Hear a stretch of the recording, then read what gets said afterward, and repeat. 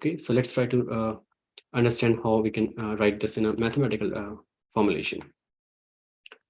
So if your input is like going from xi to xn, and this wij is like your weight for each of these input signal, then this is kind of a weighting of one signal, and then if you add like this summation point here, this is the weighted average of all the data points, and that's going to give you this activation value. Okay, so this is again, you might have understood, this is just like a linear combination of all these signals. Okay, so it's very important to understand here, x is the signal. Okay, so the signal will vary from image to image. It will depend upon what your input is. On the other hand, these weights are independent of your input. These weights are the property of your cell or your nuclei. All right, and these weights are something which we try to learn. So this process is going to give this activation, and to figure out whether like this is strong enough or not, we try to use activation function. Of course, there are other motivation to use activation function. We'll talk about that as well. So for example, like sigmoid function, this is one activation function. That's a simple equation. And this activation value will go through this function. You can just put it here. And whatever the output is, that is going to be the output of this particular neuron.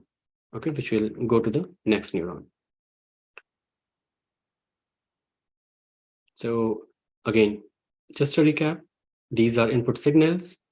These are the weights independent of your input signal. These are property of your nuclei, or you can say, I mean, if you're trying to learn a model, these are property of your model. Okay, so you are not learning these input values, you are learning these weights. These input values will change with your sample. And then you have some kind of operation, which is linear combination of these signals. And this is your activation function, and the output going to the next cell. Okay, so this basic building block which I showed you, this is called a perceptron, and this was invented like way back in 1957, and it can be used to perform a simple task like linear classification.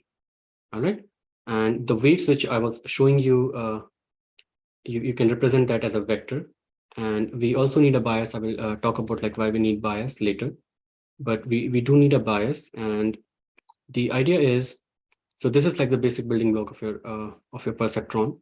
And again, these are your input signals. This is your neuron or your perceptron, which will have these values. So you know, like these all three weights, which you will use to actually find the importance of these signals. So in addition to this, you also have a bias. Okay, and bias solves like many purposes. One simple intuition is your input signal might be coming from different ranges, right? So depending upon that, you need like some bias term so that if some of your signals are getting filtered out, you don't want that. Okay, so you're just trying to add like that value to your signal. So which means to say that, okay, for your input signal, whatever it is, your activation will be at least this amount. Okay, so it's kind of a starting point for your signals. So that's one interpretation. Of course, there are a lot of others, and as we will move forward in the course, we will see like how this is used. And to be frank, I mean, even if you don't use it, we have seen it doesn't matter.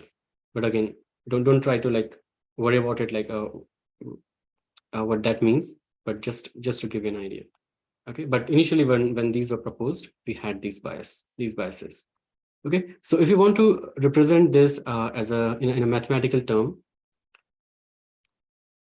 what you can do is you can represent like these weights as a vector, right? And b is just a number, it's a bias term. And this operation over here, this is you can say like a dot product between this weight vector and the input vector. And I guess this input vector is like set of these values.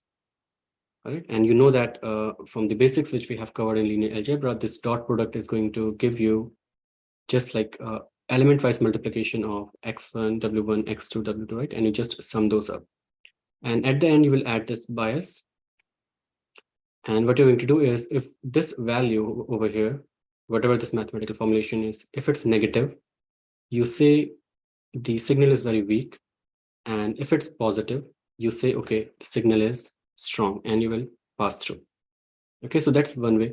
The other way you can say is that if the output of this formulation is negative, and you are trying to use this perceptron to solve, let's say, image classification, which says whether object is present or not, then you can interpret in that way. You can say that, okay, if it's negative, object is not present, and if it's positive, object is present. So that way you can use like this simple formulation to solve your classification task. All right, and of course you can just so